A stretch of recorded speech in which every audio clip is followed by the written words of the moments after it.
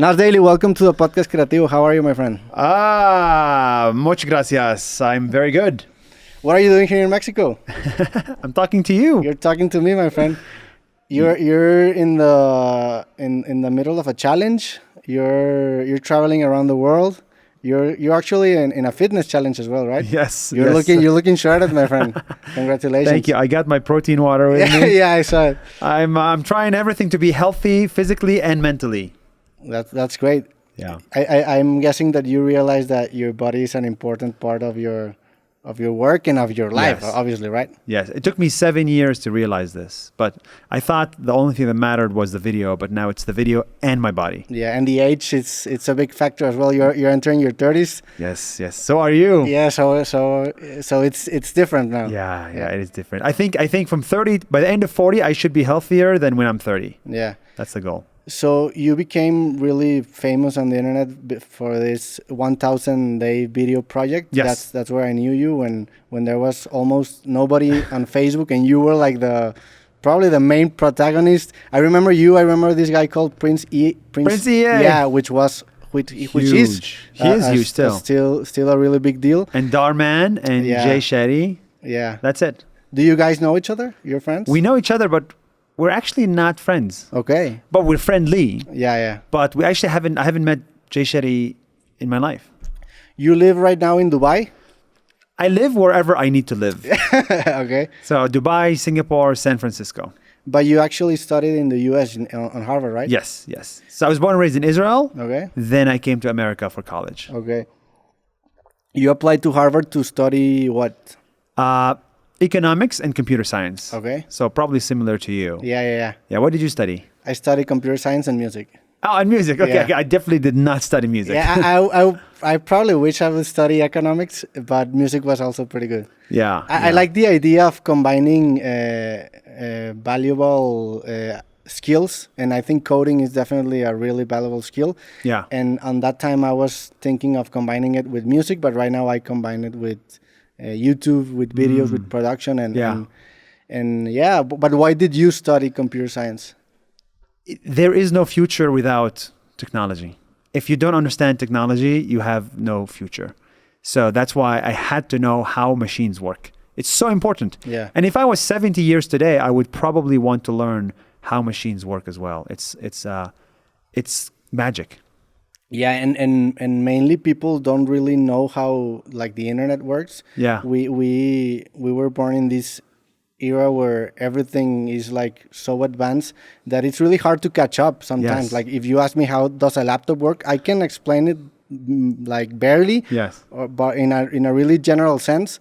But when you dig like into Nobody actually knows. Yeah, that's why the main solution of troubleshooting is turn off your computer, because Yeah. no one really knows the integral process of computing right now. But if I ask you, how does LLMs work? What's that? AIs, how AI, large language models work.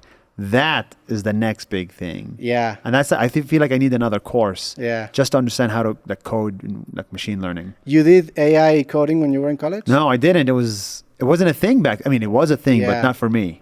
I remember I coded like really. I remember coding in Prolog, which changed the paradigm in which coding is normally produced, which is like imperative, and AI, as I understood it, was more declarative. So you only stated some information, and the program through its algorithm concluded stuff, and I remember doing like something like really basic, but yeah, it wasn't really a thing. Not a thing. You graduated in 2014?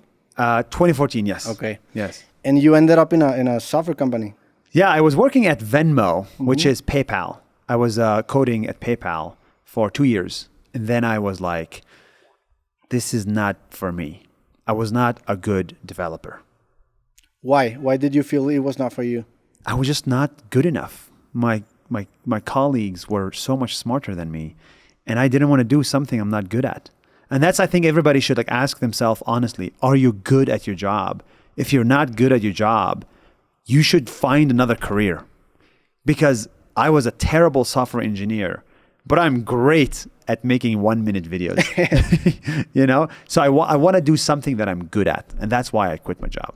But you think it was a skill problem because you studied in Harvard? That's not an easy task. Yeah. Or it was more like an ambition kind of way, or because I identify with what you're saying because I also studied computer science, and I met really intelligent and smart people in the industry. And they were better than you. Yeah, and they were better than me, and it kind of gave me some humility because I entered my career with really high notes, and then I met people who were smarter than me, and it was like, wow, okay, there's another league in this thing. But it was also a thing of vision in a way that I wanted to use my skill to build something else, and some people, which is completely valid, wanted to use their skill to solve specific problems in the software industry. Yes. So it was, for me, it was more of I don't know, using this skill to build something for me instead of solving a problem for somebody else. Yes, that makes sense. I think it's just, maybe we can be good at engineering, but we didn't want to be. We didn't want to pursue that and put the effort to become good at engineering. So I wanted something else. You had any other hobbies besides, well, in that you were making videos in that year, like in 2015, 2014, or you were interested in the format? No, so I guess the question is, how did I become interested in videos? Yeah. I was interested in reaching a lot of people in a very short time. So what is the one thing that makes you reach a lot of people in a very short time? It's not text. It's not newspapers. It's not images. It was videos. So that's why I had to become a video maker. And did you like the medium, or it was just a means to an end, practical approach? It's a practical approach. Yeah. I don't know how to make videos. That's why these guys are so much better than me at making videos. I don't know how to make videos. I do know that videos will help me get my message across. Yeah. That's it. That's great because I'm against the idea of romanticizing a format or a medium, and I think because I ended up in videos in a similar fashion. I started actually with a written blog, like a text blog, and I came to the same realization that no one was reading my articles, but if I made videos about the same information, the results are going to be exponentially better. Exponential. And if you make it into a 1 minute video instead of a 1 hour video, it's exponentially exponential. Yeah. And in that year, the 1 minute format was really, really popular. I think right now it's different. I think long format is maybe thriving or now? Or not. Wow. It took us 5 minutes of talking to disagree. You think no?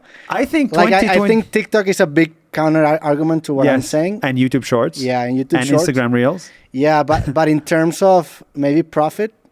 Oh, yeah. In terms of money, here's what people don't know. In terms of money, there is no money in short content, but there is attention.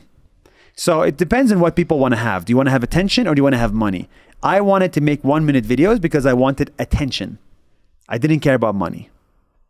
And what was like your influences back in the day? Like you make like a market research, or how did you came out with this minute format? Yeah, so here is the secret of how NAS Daily started. It was a collection of everything I saw around me. I saw this YouTuber named Casey Neistat. He was making daily vlogs on YouTube that are 10 minutes long. I said, oh, daily, that's exciting. Let's do daily. And then I saw all these like short snippets on Facebook of like news, like 1 minute news articles in video. And I was like, oh, 1 minute is really cool. Let's take the 1 minute. 1 minute daily, bam, NAS Daily. So everything in life, nothing is really original. Everything is creativity is just connecting the dots and making something new. So you had like this eureka moment and you went for it. Like you quit your job like... Yeah, I quit my job on April 8th, 2016. How long did you think about it? I thought about it for 6 months. 6 months. I thought about what should I do next for 6 months because I was very lost. And then I committed to doing it a month before. And then I quit. And then I came up with the NAS Daily idea a week before. Okay, a week before. A week before. So when you quit your job, you already had how many videos uploaded to your page? Oh. When I quit my job, I had 0 videos uploaded. I had 0 videos uploaded to my page. I quit on April 8th, and I started my videos on April 9th. Wow. And ever since then, that was 7.5 years ago. And ever since then, I have not taken a day off. That's day 0. April 8, what year? 2016. 2016. Day 0. And how fast did it blow up? So it was not fast at all. So NAS Daily, I did 271 videos until video number 271 blew up.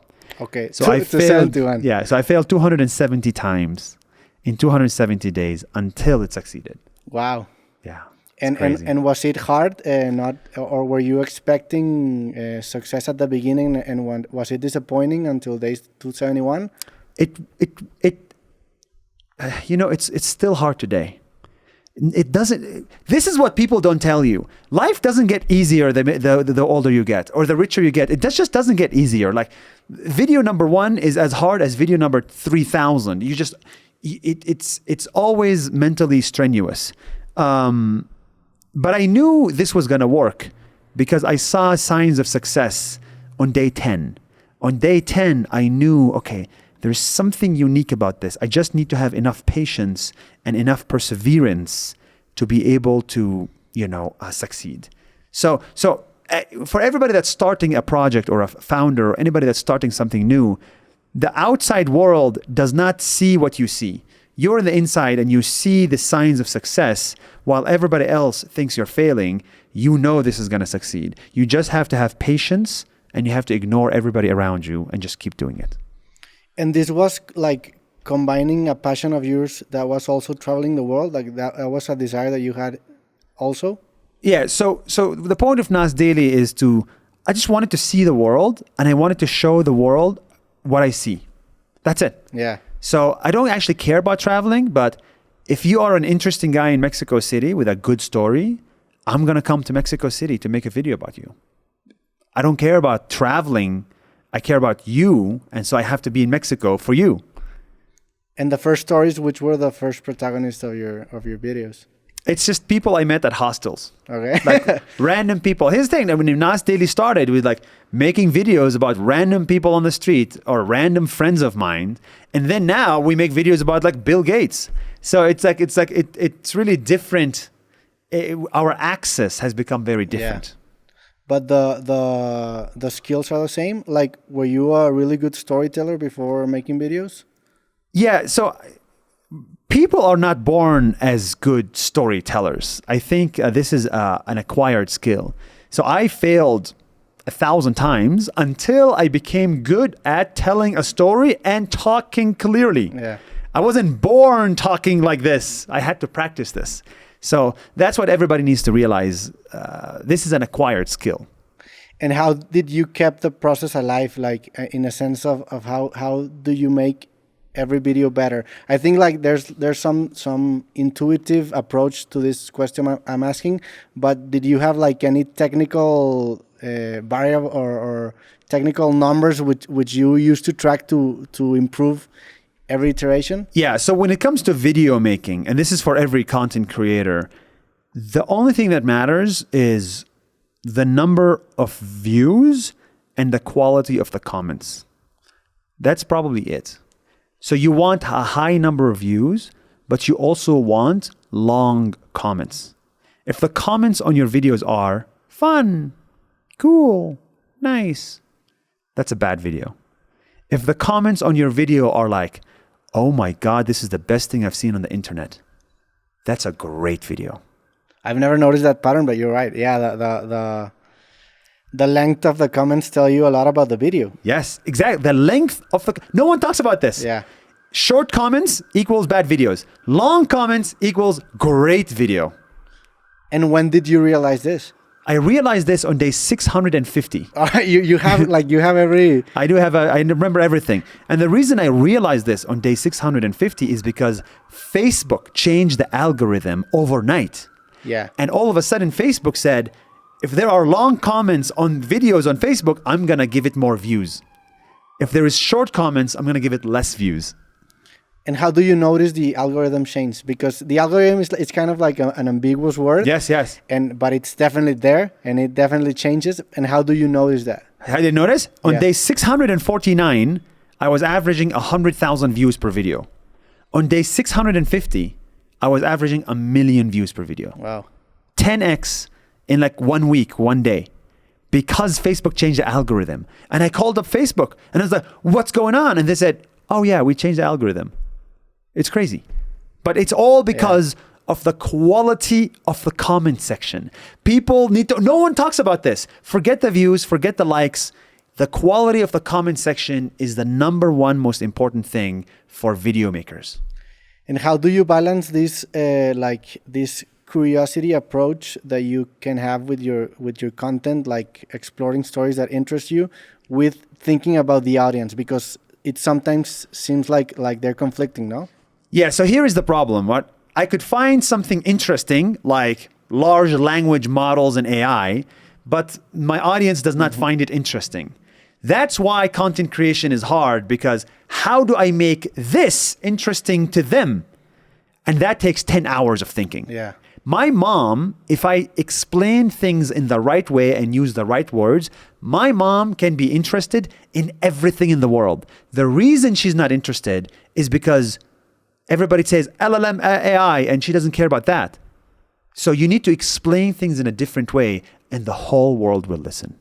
That's amazing, because I actually was watching an interview of you where you were, this guy gave you like some news and you were changing the wording to make it interesting to a massive audience. So you're saying that everything has the potential to interest everyone? Everything in the world is viral. Yeah. Everything. I deeply believe in this. So it's an angle problem. It's an angle problem. Wow. Yeah. And I'm sure you resonate with this too. Yeah. It's an angle problem. And what were your inspirations for finding these angles? Do you have like anyone who you think it's the GOAT or? Yeah. So when I make a video, I always ask myself, will my mother, who doesn't speak very good English, will she understand this video and will she be interested in this video? And, my parents have not traveled too much and, their English is not very strong. So I make it for them. And when I started making videos for my parents, turns out there's 1 billion people in the world similar to my parents. And 10-year-olds watch NAS Daily videos and 70-year-olds watch NAS Daily videos. Homeless people watch NAS Daily videos and Bill Gates watch NAS Daily videos. That's the beauty. When you talk in a universal fashion, you reach the world. Yeah, and that's really interesting, because I've been talking to people who talk about things that many people relate, and I think it's a way of actually speaking about art, to make your art to make that your art doesn't have an expiration date. Because if you talk in a really like pop culture kind of way, yes, your art will not resonate maybe in 10, 20 years. Exactly. But if you talk about your family, your brother, your dog, yes, there's like some universal things with quotations, if you wanna add them, that resonates with a lot of people. Exactly. Here is another mistake that every content creator makes. They make videos that are only interesting this week. So like videos about the news. The news is only interesting for 2 days. And then in 20 years, no one is going to watch that video. So you really want to make evergreen content, which is things that can last for 20 years and you can watch it. Yeah. So my goal is, hopefully if I'm 80 years old, I just want to sit down, turn on the TV or my VR, and then just watch NAS Daily videos from 50 years before. How many videos have you uploaded until this date? So far, I've made roughly 1,900 or Wow. so, maybe 2,200 videos, something like that. Wow, 2,000 videos. It's a lot, man. Congratulations. But now I have a team that helps me, so I'm very lucky. And it's kind of misleading, because when you think of 1 minute videos, you don't think maybe of a lot of work, but they are a lot of work. The production in your videos, it's amazing, and the script in the video is amazing. Because every word has like a really big purpose. Yes. And there's not like fluff in the video, right? Yeah, thank you for noticing that. Yeah. I mean, most people don't notice it, but every 1 minute video takes 14 hours of work. It used to be only me making those videos. Now there is 7 people involved in the production of just a 1-minute video. And do you know how much money we make from every video?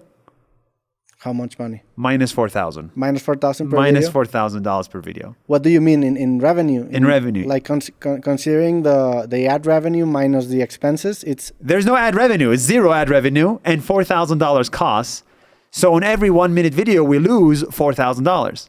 but there's no revenue. There's no revenue on 1-minute videos. Yeah. And that's what people don't tell you. Even on Facebook. Even on Facebook Reels, there's no revenue. There's no revenue. YouTube Shorts, very little, like negligible. TikTok, no revenue. YouTube, that's it. So you quit your job. I'm guessing you had some money saved. Yes. When did it started to make sense economically, your decision? Because you had a really good job. Like, yeah. So let's talk about money. You want to talk about money? Yeah, let's do it. Open up about money. All right. So when I quit my job, I had $60,000. That's a lot of money. So I was not worried. I saved a lot of money and I quit and I focused. When you are starting content creation, don't think about money. Think about getting attention. So my goal was, I have $60,000. I need to get 1 million followers in 2 years. And then if I don't get it, I'm bankrupt and I go back to get a job. Okay? What was your goal? Sorry, what number? 1 million followers. 1 million followers. Okay. In 2 years. Okay. Or else I'm bankrupt. Yeah. Luckily, I hit 1 million followers on day 399. Wow. One day before 400. 399. So 1 year and 2 months. And so when I hit the 1 million followers, I knew if you have 1 million followers, you can make $1 million. If you have 1 million people's attention, you can make $1 million. So I wasn't making any money at the beginning, but then brands started to come in. Oh, you have attention. Here's a bit of money. Here's a bit of money. Do this video for me. Let's speak here for me. All that stuff. So you go from making $2,000 a month to $5,000 a month to $10,000 a month. What people don't tell you about the internet is the internet does not go up like this. The internet works like this. Yeah. Like a J. So it goes down and then bam. So this would happen to me. I went down, I got 1 million followers and I was minus 20,000. And then bam, I started to make $80,000 a month from traveling.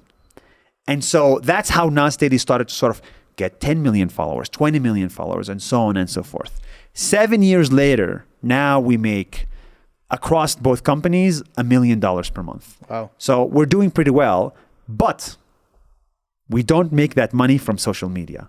And that's what people need to understand. Social media does not pay. Yeah. Your business model was using the attention that social media generated to capitalize that attention in other ways, right? Exactly. But in the beginning, was it inconsistent? Because if you depend on brand deals, maybe you have like one big brand deal in December and then in January, no? I'm sure you have the same problem. Yeah. At the beginning, everybody has the same problem. And that's why I think we need a different way to make money. So it was very inconsistent. $80,000 one month, $20,000 the next month. You cannot hire. And so I decided at some point that I don't want to make money from brands. I want to make money from my community. The community of 60 million people can fund you and support you and buy your product. That's why I think every content creator should build a community as opposed to just work with brands. Yeah. And were you, are you extroverted, you're introverted? Because I find your personality really, really intriguing because I cannot put you in a box and I think that's part of your magic because you're like a really people kind of guy. I've seen your meetings you made a meeting in Mexico City, right? Yes, I did. And I've seen meetings in other cities.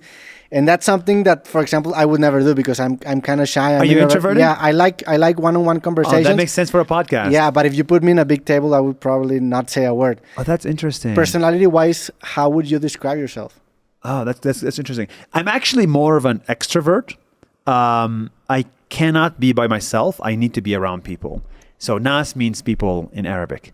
So NAS Daily is people daily. NAS.io, the community platform we launched, is people.io. Is NAS an acronym or a backronym of? It's people in Arabic. Okay, it's people in Arabic. Yeah. So if you go in the Middle East and say NAS, they'll be like, oh, people. Okay. Yeah. You were how long did you live in Israel? 20 years. 20 years. 20 okay. years, yeah. So you speak fluent. What's your native language? So my native language is Arabic. Okay. And then I speak Hebrew as well. because I was born and raised in Israel. But I'm Palestinian Israeli. Okay. It's very complicated. And when you went to the U.S., was it hard at the beginning? Like, did you speak fluent English, or did you learn on? I had a bit of an accent in America, but when I was 13, I looked at the world and I realized if you have an accent, it's going to be a little bit more difficult to succeed. If you don't have an accent in English, you can succeed a lot faster. So I decided to not have an accent at age 13. So I started talking to myself and talking to people on the internet and try to become or sound like an American. At age 13? At age 13, just so people don't discriminate against me when I'm older. Okay. That was That's a big realization to have at age 13. Yeah, well, all you got to do is just open up the TV and see the person with money speaks good English. The person with no money, has an accent. And you're like, the society is so unfair. It's crazy. And so I didn't want to be punished by society. And that's why I made sure not to have an accent. So when you came to America, you have a really minor accent, like you almost didn't have an accent. Yeah. Wow. Yeah. From practicing since you were 13 English. Yes. So I also made sure, and this is another thing, a lot of maybe the audience here grew up in a village in Mexico or around the world. I also grew up in a village. When you grow up in a village, you immediately realize, shit, I lost the lottery. Yeah. The lottery of life. I lost it. Why was I born and raised in this village in the Middle East? Why was I not born and raised in New York City, Upper West Side? And so because of that, I needed to make sure I make friends outside the village. So because you cannot just live life and believe everything the village tells you. Most villages are wrong. Actually, all villages are wrong. Every village mindset is wrong because it's too secluded. It's not international enough. It's not global enough. It's not open enough to the world.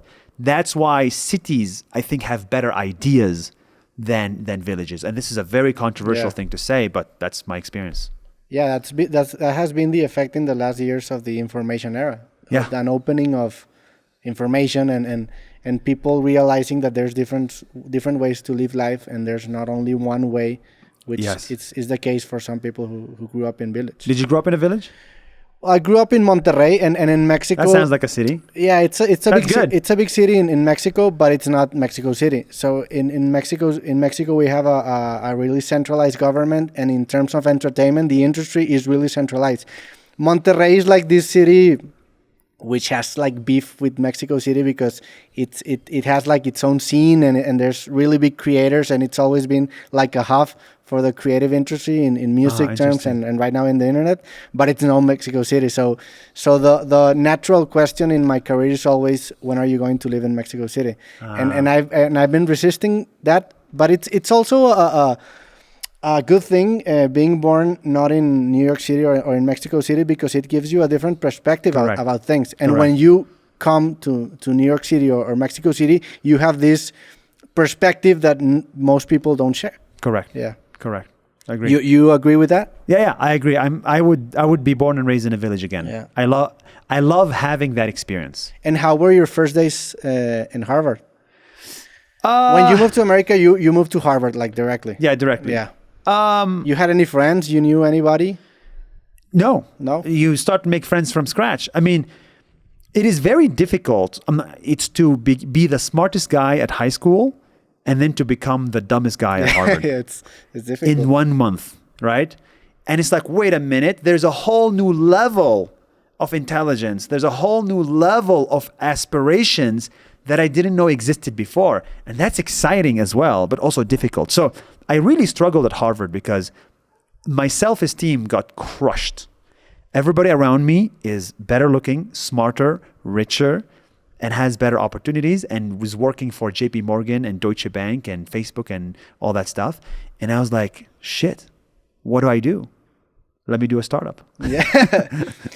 And was it disappointing in a sense that there's like this idealization that occurs when you imagine New York City, or in my case, it was New York City, but also Paris, for example, that there's like this romantic idealization of the city, that when you visit the city, it's not that it's not great, but it doesn't reflect exactly what you thought it was going to be. Yeah. In your case, Harvard, well, it's like probably the most famous university in the world. Yeah, yeah. Was there like a dissonance in what you expected and what actually is? So people at Harvard are smart, but we think of them as geniuses outside.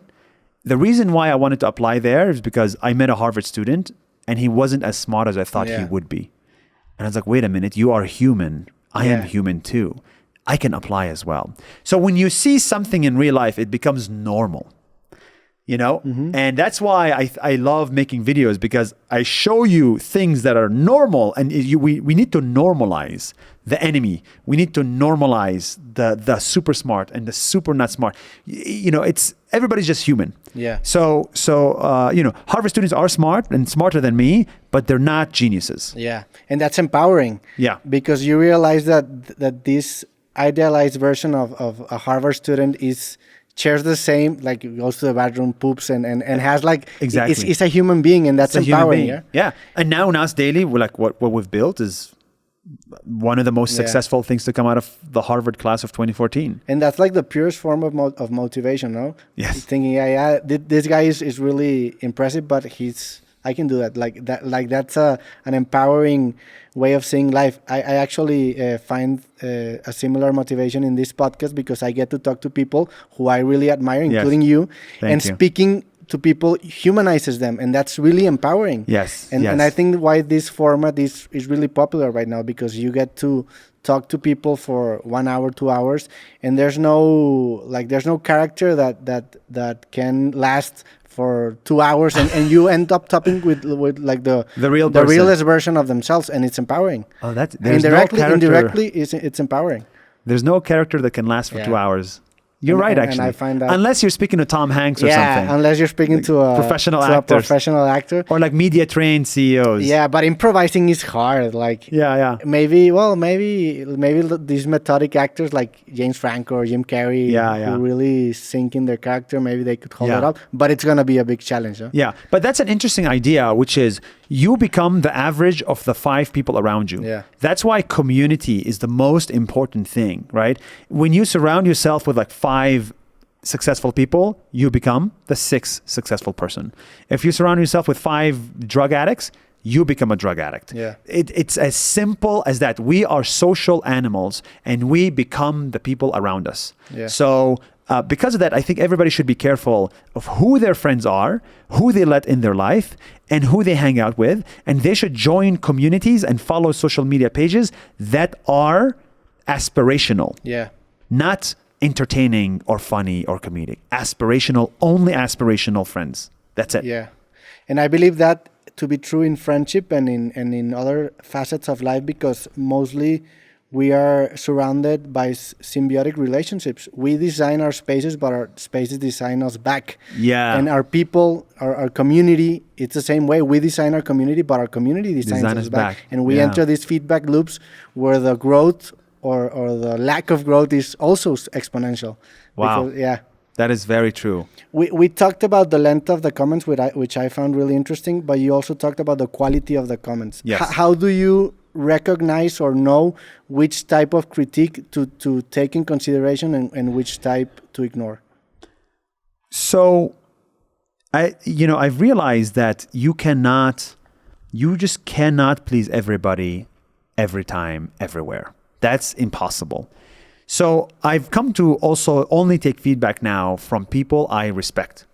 So, and people that have seen more than me. So if somebody in the comment section is like a PhD scientist at University of Princeton, and then writes a long comment about the video, I will watch and read and listen to that comment. But if like a 13-year-old kid, somewhere in a village writes an intolerant comment saying that I don't like Muslims or I don't like Jews, then you probably want to ignore that person because their opinion actually does not matter. Not every opinion is equal. Every human is equal, but not every opinion is equal. And that every content creator must understand. Because we always say, oh, humans are equal, therefore opinions are equal. Not true. Some opinions do not deserve to actually be taken into consideration. Yeah. So you have this pool of opinion which you take into consideration, but then where does your intuition take part of? Like you take this feedback and then you make the final choice. That's how it works. Yes. And look, another thing I think for content creators and community builders is, if you are trying to please 100 people, 100% of people, it's going to be impossible. So at this point in my life, I am very happy if I please 75%. Okay. 75% is what I aspire to please. How do you come up with that number? Because I think there's an answer to that. Because I think it's like, resistance is good. The more resistance you get, the more you know that you're saying something different. Yeah. Like, imagine if I say, love everybody. 100% of people will agree. But imagine if I say, love everybody. I mean, if I say something like, every human is equal, but not every opinion is equal. Yeah. Not everybody will agree with that, because it's a new idea. New ideas always get resistance. Yeah. And that's good. Yeah, it's like creating a sane or a good level of dissonance in the public conversation. It's good to push. Yeah, because then you're saying something that it's really obvious. Yes. So I don't know, like 75% sounds good to me as well. What's your number? Yeah, I would say 70%, 75%. Oh, there you go. Yeah, so I agree with that. But yeah, I've never worded in that way. But I think, for example, in content creation and in idea. And in ideas in general, you need to get away from indifference and from neutrality. In a way, saying something is negating another thing. Yes. So that's gonna generate some negative opinions, which are expected. Yes. And when you talk that your content or your videos are being consumed by millions of people, probably that 10-20% is gonna translate to millions of people. Millions of people. And it's fine. It's okay. And there's nothing unique about us. Yeah. Every politician in the world, the politicians that changed the world the most had 50% approval rating. Yeah. Right? So half of America hates Obama and the other half loves him. But he changed so much that I think for the better in the world. So, even if you get 50% approval, you're still doing pretty good. Yeah, it's a lot. Yeah. And it's interesting because the comments tend to reflect, well, I don't know if you agree with this, but mostly negative stuff, because I have like this hypothesis that there's like this silent majority that consumes content and goes, that's fine, that's okay, it was good, but doesn't interact, doesn't comment.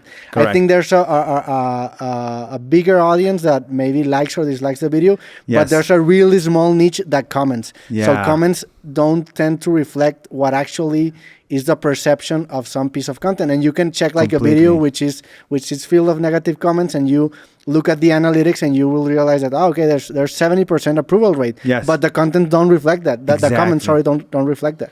Exactly. And it's called the loud minority. Yeah. We have to be very careful of the loud minority, because they can change things. Okay, here's something very interesting. If you look at America, almost many products are kosher. You know what kosher is? No. Kosher basically means it's fit to be eaten by religious Jewish people. Okay. But if you look at the population of America, like the New York the kebabs are kosher food. Like the New York there's the halal, or how is it called? Like halal is for Muslims, kosher is for Jews. Okay. Kosher for Jews. But the people in America that follow kosher food rules is 0.1%. Okay. But 50, 60, 70% of the food is kosher in America.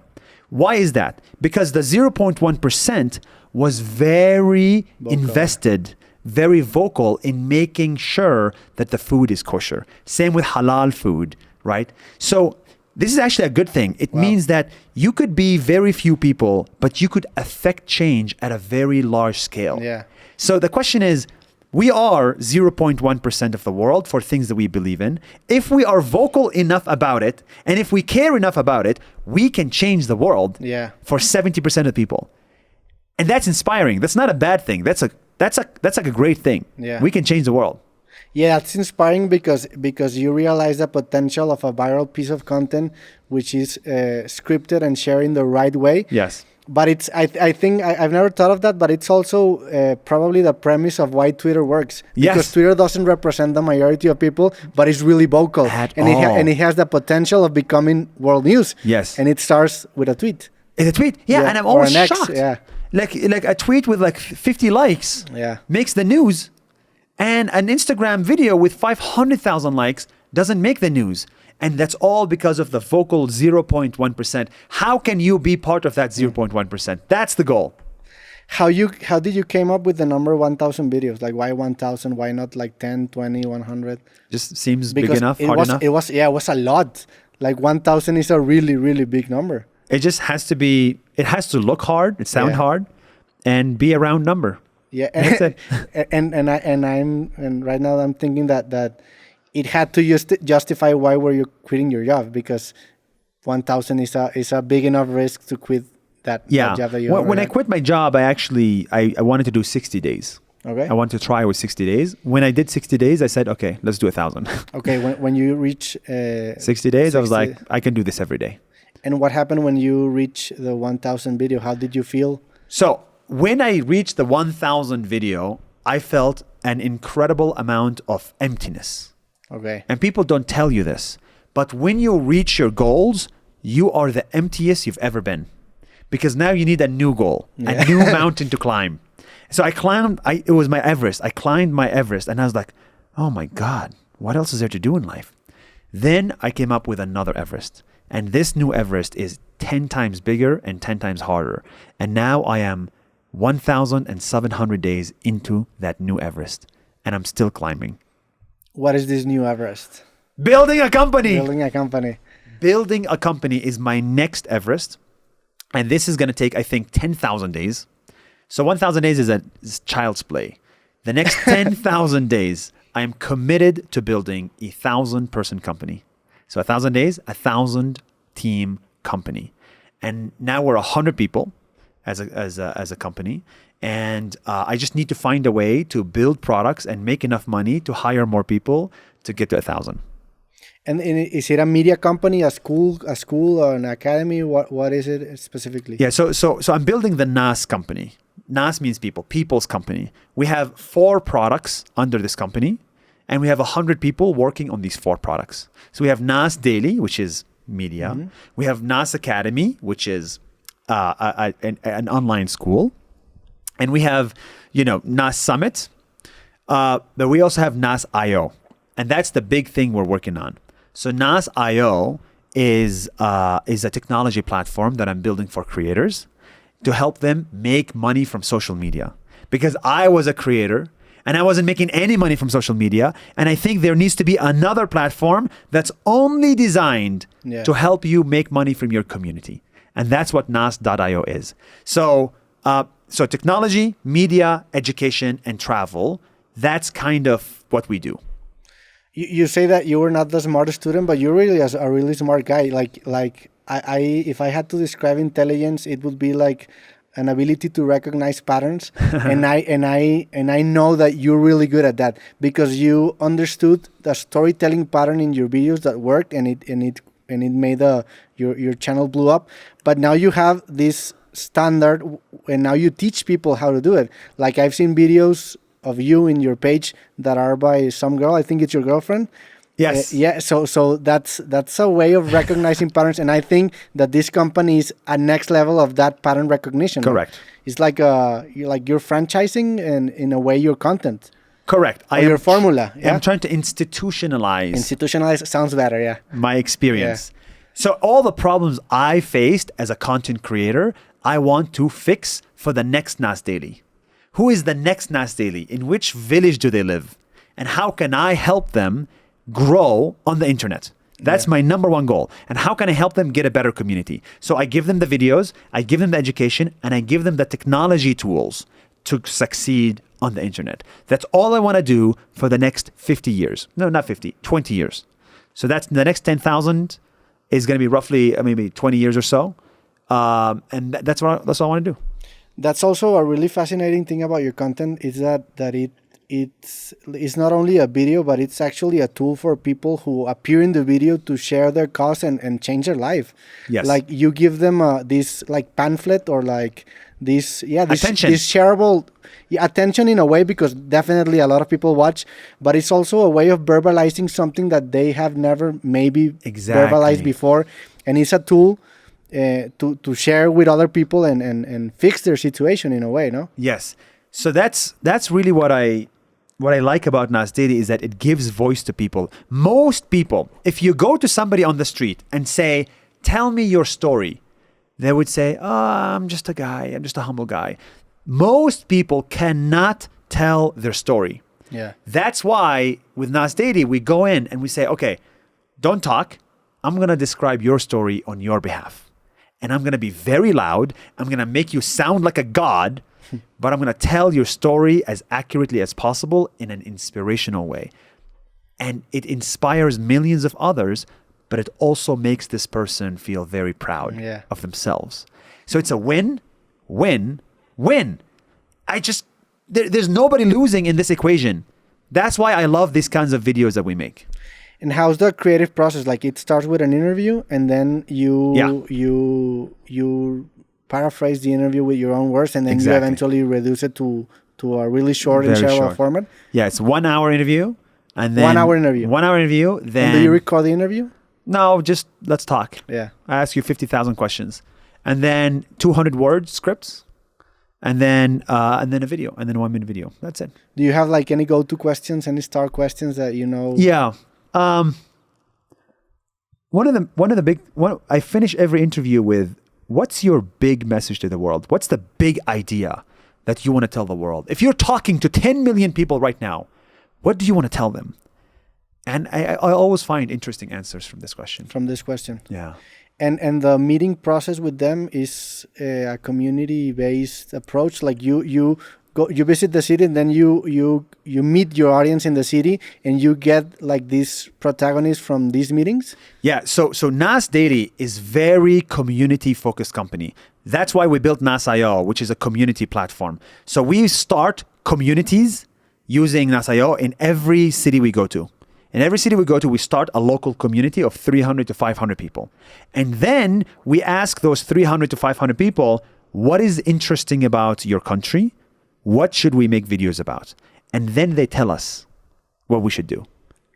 That's also a really smart way of doing the video, because you know that you're going to have an audience no matter what, because that's the 300 people. Yeah. At least 300 and 300 views. people, it's a great sample in terms of quantity of what will probably work, because I can bet that in that audience of 300 people, there's a lot of diverse type of people that will represent in a way society, at least in that country or in that city, no? And so this way you don't say anything offensive. Yeah, you consider 300 points of views. Yes. And I tell them, hey, is this offensive? And if 2 people say yes, then I don't say it. And how did you come with that creative process? Like, do you know this guy, Say Frank? No. Say Frank was he's a really brilliant guy. He started blogging before YouTube even started. He had this show called A Show, and he made like this really community-based challenge. Like, for example, I remember that he made like the biggest sandwich in the world, and he told one person in one side of the world to hold a bread, and then he told another person in another side of the world to hold a bread, and he started doing like these really community projects back in the day. How did you come with that creative process? Because I find it fascinating. Because it's replicable. That's a word. Yeah. It's replicable. Everybody can replicate it. I think I just when I started making videos with people, the videos became better.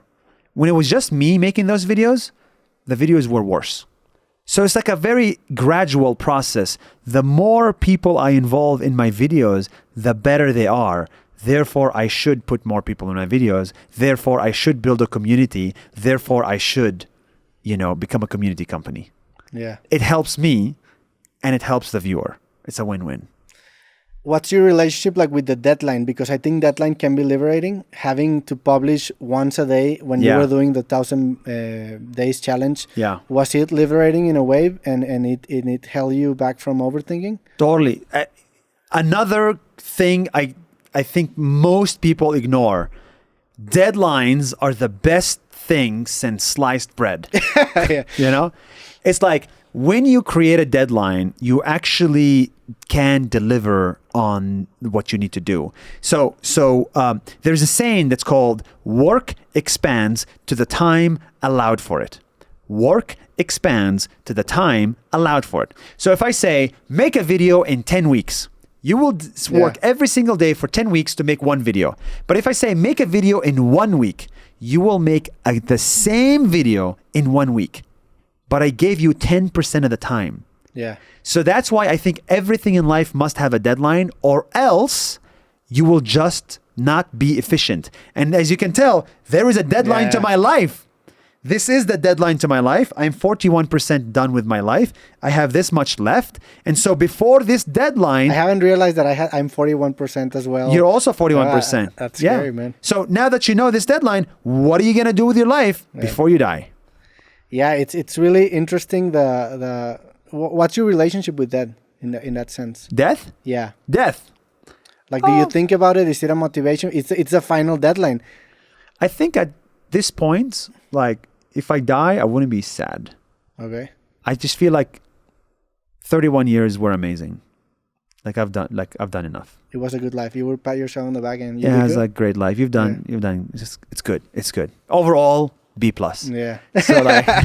So if I die, it's fine. Yeah. I would be sad because I think the next 31 years we can do so much more. But honestly, if my life ended at 31 years, I wouldn't be depressed about it. Yeah, it would be a good life, but the opportunity cost will still be high because... Yeah. I hope somebody, I'm not like, I hope somebody so the reason I'm building a company is because when I die, I hope somebody else can become the CEO and then continue the mission. Yeah. So I want NAS Daily to continue. I want NAS.io to blow up. I want NAS Academy to continue after I die. So the whole, really, I wish to build a 50 or 100-year business. And to do that, it's a lot of work. It's a lot of hard work. What would you think, or what would you say is the next step for that to happen? Because I think in a business and to make it like scalable or to make it like replicable, you need to recognize the patterns, but to make the business live even when you're dead, you need to define a set of values that can be transmitted to the next generation and the next. You're exactly right. Culture is the most important thing. So one, you have to have a very strong culture in the business. This is NAS Daily culture. This is not NAS Daily culture. So that's number one. Number two is you need to hire people that agree with this culture. So you need to have a chief operating officer, a COO, a CFO, a CMO. You need to have leadership in the company so that when you're down, they can fill in for you. Okay? Yeah. That's it. And if you can just build that system, you can build a forever company. That's cool. You can live forever. Yeah.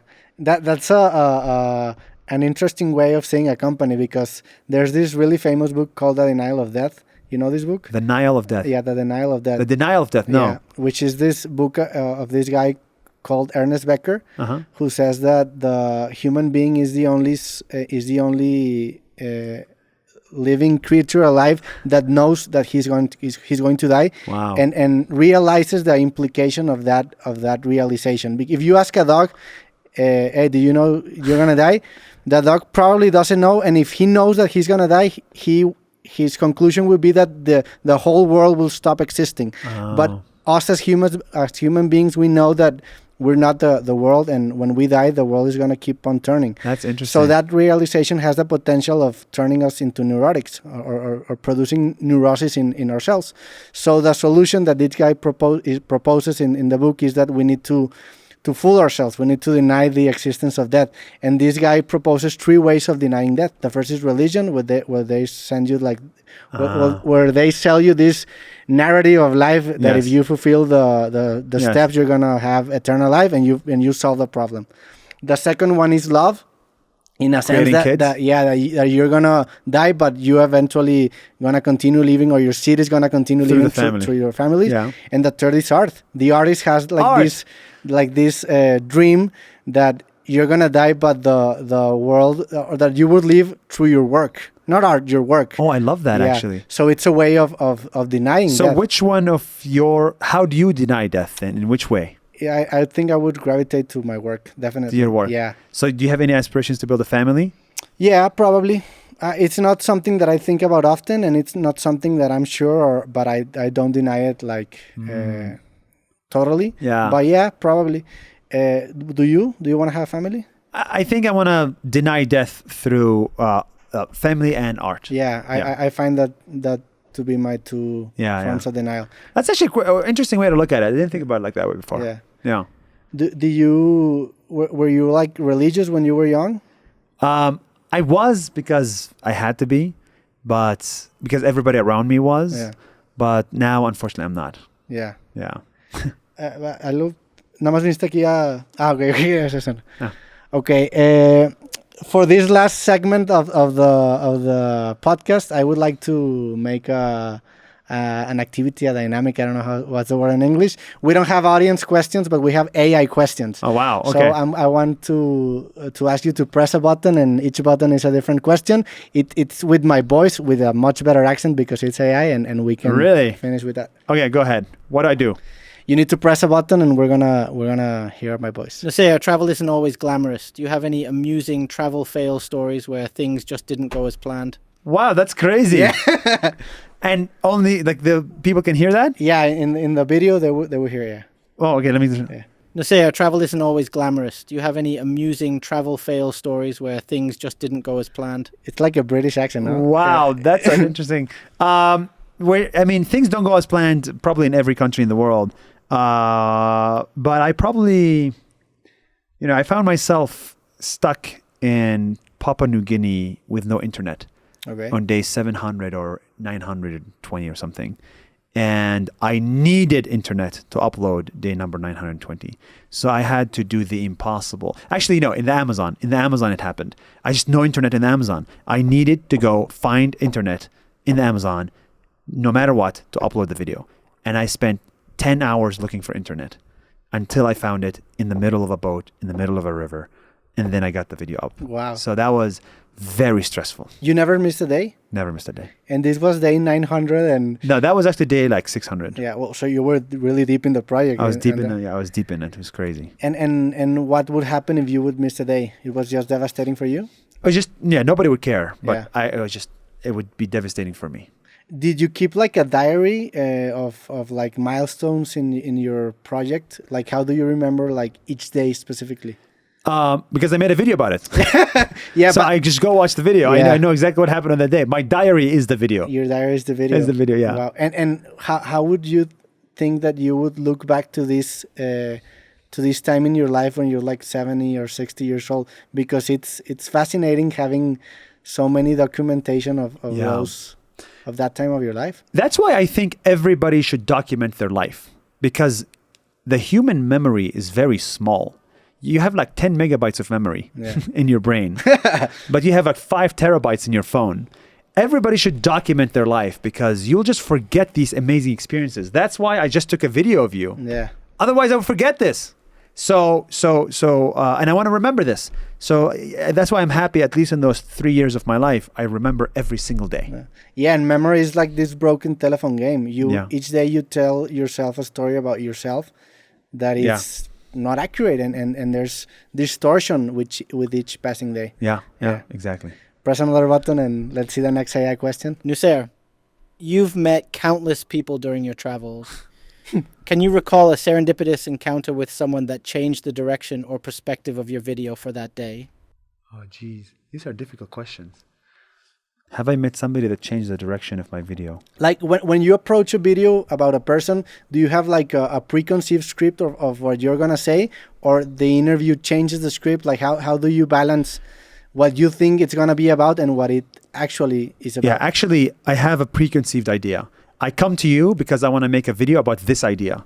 and you helped me make it. And you made your research already. Yeah, I made my research already. So I don't actually like leave it for chance. I don't leave it for chance. Yeah. That's something that's like really, really important to realize. I control the narrative in a way, and because I want to say something important, and I use your story as a way to make that my point. But that's why I go find the people that will help me make my case stronger. So it's not like make a video about anybody in the world. Yeah. It's like the people that I think I could make a message through their story.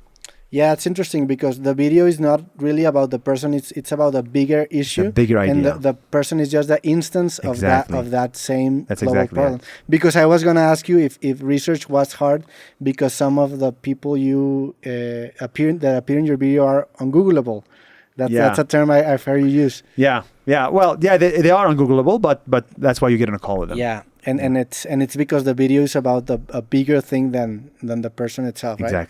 Exactly. Press another button for AI questions. Nusair, many people dream of traveling the world and telling stories, but few commit to it as intensely as you did with 1,000 videos in 1,000 days.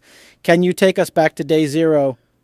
What was the defining moment or thought that propelled you to embark on this ambitious journey? Was this an AI question? And how did you feel releasing that very first video? Was this an AI voice? It's an AI voice, but with my input. Like I uploaded my voice samples of myself. Super and cool. I created the voice. Super cool. Yeah. Wow. What was like the defining, because you were thinking about it for 6 months, right? What was like the defining moment of or the tilting point, the inflection point of you saying, yeah, fuck this, let's do it? Well, I calculated, I asked myself, when am I going to die? And turns out there are two people in the world that know when you're going to die, God and Google. And so Google says 76 years. I was 24. Wow. 24 out of 76 is 31%. I was 31% done with life. So that was very scary for me. So that's when I said, okay, I'm 1/3 dead. Let me just do the next 2/3 of my life and just do whatever the hell I want to do. And I just needed meaning in my life. Actually, I needed meaning, and I didn't find meaning in my current job. If I found meaning in my job, I would have stayed forever. But it's about a man's search for meaning. I need to read that book. There's a book that has that title. I need to read this book as well. I know. It's in the back of my head Yes. for years now, and I'm gonna read it this month. Too. Yeah, this month. Me too. This month I'm gonna read it. And that's when you started with the shirts. Yeah, a year later, but the idea started then. And was it like, is it hard like having this reminder constantly, or you've gotten used to it? No, I love it. Makes traveling 10 times easier. How many of those shirts you have? 20. 20 shirts of 41% life? Yeah, that's it. Yeah. And every 8 months, I become 1% older. So now I'm 42% in like 5 months. In 5 months, you're 42%. Yeah. Wow, that's great, man. Yeah. Can we have the next question for AI? Nusair, having experienced so much of the world in such a unique way, what's one piece of wisdom or advice you'd like to share with our listeners as they navigate their own journees? What an AI. You don't talk like this, I'll tell you that. Yeah. As they navigate through their journey. I don't use so rimbombant words. Yeah. My only piece of advice is there's a very high chance that the people around you are wrong. There's a very high chance that everything you believe in is wrong. And I just think you need to be you need to think again about everything society told you is okay. Whether it's smoking, whether it's drinking orange juice for breakfast as a healthy thing, whether it's religion, whether it's about women versus men, about, anything in life. Most likely society is wrong. And you need to go find your own answers. And I think when I believed everything society told me to believe when I was in my village, my life was not good. But when I started to come up with my own answers, life became exponentially better. So come up with your own answers to life's biggest questions and do not listen to society.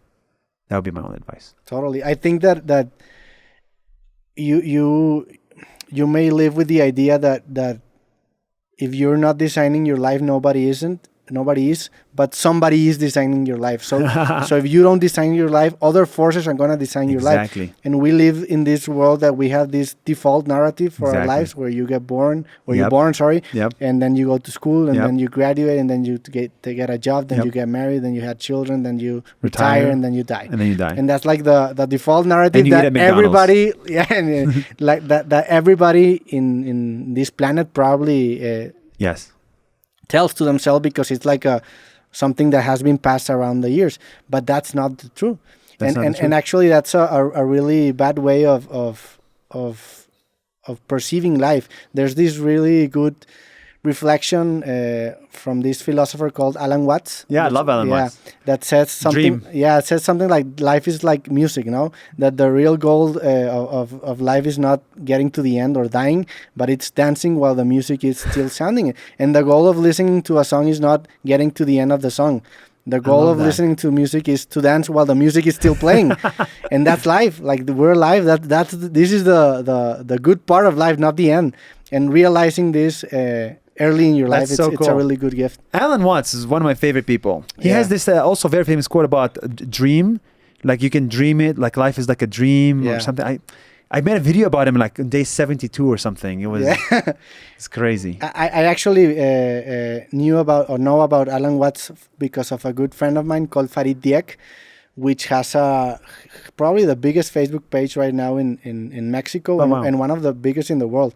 He has this new content where he analyzes movies, and it's like, it does insane numbers, and it grew like, he probably has like 60 million people right now. Wow. And he had like 5 million like a couple of months ago. That's He's insane. growing like crazy, and that guy was really a fan of Alan Watts, and he showed me some of his reflections. I love and that. he's a really interesting guy. Wow. I need Because to check him out. because I think Alan Watts brought Tao Buddhism to the Occident world. That I think that was like, he had like a show where he recorded these like essays or reflection, and he was really good. Oh, super cool. Super cool. So, last question of the AI world. All right, let's go. Nusair, looking back at your incredible journey, if you could send a message to the NAS from day zero of your 1,000-day challenge, what would you tell him? Wow. What would you say to the Nusair from day zero? What would I tell him? I would tell him you're on the right path. But I would say things will take longer than you think. TTT. Things take time. And I think is you have the pattern recognition and you have the energy, but you don't have the patience. And you just need to have a bit of a patience. So I expected NAS Daily to blow up on day 20. It didn't. It took 270 days. I expect my company to blow up on year 1. It didn't. It took until year 4 or 5 to get it. So TTT is what I would tell me 7 years ago.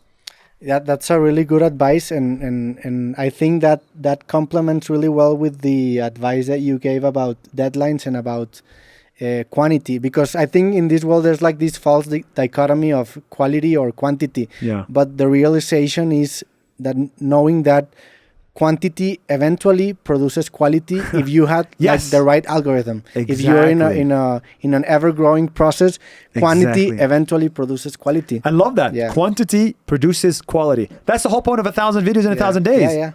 I don't understand these people who just like disappear for 1 year and make one video. I really think you need to throw spaghetti at the wall until you hit bullseye. Yeah. And in NAS.io, how do you implement like this strategy of quantity and produces quality, and how's your daily process? Well, so the question is, what is NAS.io? Yeah. I think one of the biggest problems I found is that social media doesn't pay. You could have millions of views, millions of followers on TikTok and Instagram, and you are barely making $10. But in short form content. In short form content, even long form content on TikTok and Instagram, it doesn't pay. Yeah, and in TikTok and Instagram is Only YouTube and Facebook, right? So now you have these thousands and millions of people creating content and not getting rewarded for it. And I think the best way to get paid from content creation is your community. It's not the brand. The brand doesn't care about you. I'm sorry. And it's not the social media platform. Your community is the one that will support you and buy your products. So that's why we built a full platform called NAS.io to help you manage your community and monetize the community. It's the place where you go to like actually sell your products or create a membership or create events or engage with people at a deeper level. And that's what it's been missing in my life is I have these shallow interactions making videos for random strangers. But what I really needed is deep interactions with 100 people that really care about my product or my career or my content. That is much more powerful than 60 million people. And so I literally went, and for the last 1 year, I spent $4 million to build a technology platform that is designed for communities, that is designed to help you build a community and monetize it. And that's why I'm here actually in Mexico to like launch it in Spanish. Okay. So we think that Latin America is big into community and big into monetization because no one is making money from social media, TikTok and Instagram. And that's what I really want to do. I want to help the next NAS Daily find a community and get money from it. Yeah. And sustain from it. And that's how you make like a long-lasting career as well, because brand deals are temporal, and the way you build a long-lasting career is by cultivating your community. Exactly. And I actually inspire a lot of what I do in authors like Tim Ferriss, Ryan Holiday, which have like this really email database. Exactly. That they cultivate their community weekly or through email. Through email. Yes. And that's a way, and that's like an stoic way of approaching content, because you don't depend on things that you cannot control. Exactly. And you control more variables and Yeah. And you eventually get this realization that you don't need like a lot of people to live of what you love to. Exactly. But here's one you problem. have a like efficient process. But here's one problem with email lists. They don't work in Latin America. Yeah. Because people love WhatsApp. Yeah. They don't check email, they check WhatsApp. Same with India and Asia. So actually, email lists work for American creators, but what you really need is a community platform that can help you send an email and send a WhatsApp message. Yeah, an integral solution, of course. So that's what NAS.io is. It works on top of WhatsApp and email for community management. And I'm seeing already people making like $4,000 a month from a WhatsApp group. It is crazy. Yeah. So they say, community members, like, give me $5 a month and I'll share with you and we'll chat with each other in this WhatsApp group, and you'll join my community and I'll give you value in this WhatsApp group. And then, thousands of people are saying, yes, I want to enter your WhatsApp group. And they're making $4,000 a month from a WhatsApp group. And that gives me so much excitement, because now this person can predict their revenue this month and next month and next month and next month, because their community is behind them. People should be very careful of relying on brands, because if you say one wrong sentence, you will be canceled. And when you get canceled, brands will run away from you like they are Usain Bolt. Yes. Okay? So when brands run away from you, what are you going to do next? And so this whole idea that, brands are actually, they care about selling their products. They don't care about your career and your aspirations as much. So when you become sensitive, or when you say make a mistake, brands run away. And when brands run away and social media platforms don't pay, who is there to support you? Your community. And that's why I think people should index less on brands and more on community management. Do you think anybody can be or should be a creator? Like, is that an advice that you would give? Like, because you open a source of income that takes the pressure off your other sources of income if you build content around what you love. Yes. So if you have like a shoe shop and you make like videos about shoes, you eventually gonna start making income from this other source of revenue that will take the pressure off of only your shop. Like, would you give that advice? So I actually think everybody in life who's building a business should think about content as a way to find their next customers. Content is very important, but not everybody needs to have 1 million followers. Yeah. In fact, you're much better off with 1,000 deep followers than 1,000,000 followers. And I see it in the NAS.io platform. The most successful communities don't have millions of followers. They have 100, 200, 300. Your physical community is enough to support you. So imagine this, you're a shoe seller and you're in a neighborhood of 2,000 people. 200 of them really like you and want to support your education, for example. You don't need TikTok. You don't need Instagram. You don't need Facebook. You can make a sustainable living from 200 people. And I think that's really powerful because everybody listening to us probably thinks, I could never have 60 million followers. I give up. Well, you don't. And you shouldn't. Yeah, and there's this, like the specificity of your content. Like you can go really niche, and you can reach like a smaller audience, but it's gonna be a more engaged audience. Yes, because your content is more specific to them, right? Exactly. And if you got more broad, you need to be more generic in a way, and shallow. And shallow. Yeah. So you take some compromises by building a larger audience than you would if you had a smaller audience. So actually, if you take the difference between me and you, I actually went very shallow and very broad, which is a mistake. Okay, you get so many followers, but you don't actually have depth because I made 1 minute videos. You make 1 hour long content and you go really deep with the audience. You and I have the same number of loyal audience, probably, and so you and I can make the same amount of money from the loyal audience and get support from them. So actually 1 minute videos is good to get attention, but at some point they're like trailers. They're like trailers. They're like trailers, yeah. Which eventually, like you also have, obviously you have depth and you have built this company, and you now have a YouTube channel which is doing pretty good. Yeah. But these 1 minute videos were a trailer for people like me to get to know you. Yes. Yeah. So they like the intention of the 1 minute piece is not monetization, is attention.